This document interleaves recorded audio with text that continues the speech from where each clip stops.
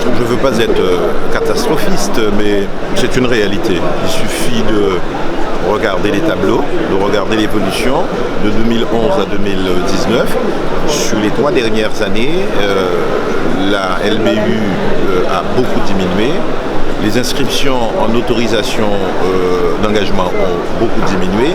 La consommation de ces autorisations d'engagement ont beaucoup diminué. Ensuite, on a un peu complexifié les choses, compliqué pour être clair les choses. Les procédures se sont alourdies. La gouvernance s'est, si j'ose dire, alourdie, recentrée à Paris, notamment au sein de CDC Habitat.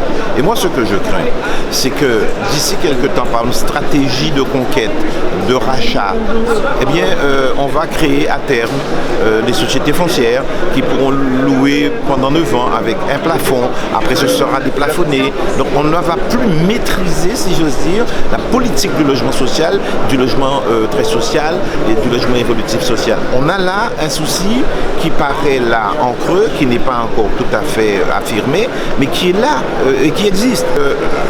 Le rachat qui a été fait des SIDOM, des sociétés immobilières des DOM, on l'a vu en Guadeloupe, on l'a vu en Guyane, on l'a vu singulièrement à La Réunion.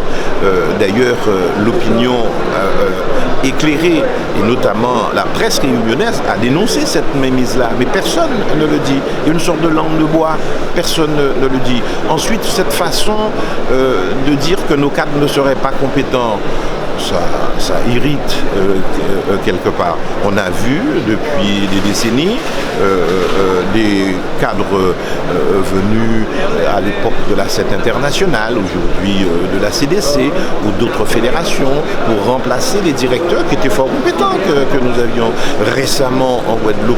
On a vu des cadres exfiltrés ailleurs pour se faire remplacer par d'autres cadres, comme si nous n'étions pas compétents.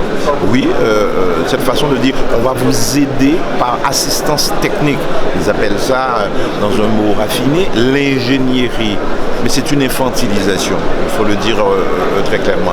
Non pas qu'on veuille rejeter, on a toujours su, si j'ose dire, intégrer, absorber et travailler ensemble. Aujourd'hui, manifestement, il y a une main lourde qui est celle de l'État, directement par les autorisations données ou pas données, les agréments donnés ou pas donnés ou tardivement, des préfinancements qui ne se font pas, des parfois ennuis techniques ou de procédures qui retardent les dossiers. Ensuite, on vous renvoie la chose en vous disant vous n'êtes pas capable de consommer. Je n'ai que ça chez moi en Guadeloupe. C'est irritant de dire ah ouais, on vous a donné 400 millions dans un plan de convergence, vous êtes incapable de les consommer. On vous a mis de l'argent dans le budget de l'État, vous êtes incapable de le consommer. C'est une infantilisation et on le voit, la politique recentrée par l'État n'est pas plus efficace. Le logement s'est effondré. Il faut donc tout reprendre et peut-être un peu faire plus confiance aux acteurs de terrain.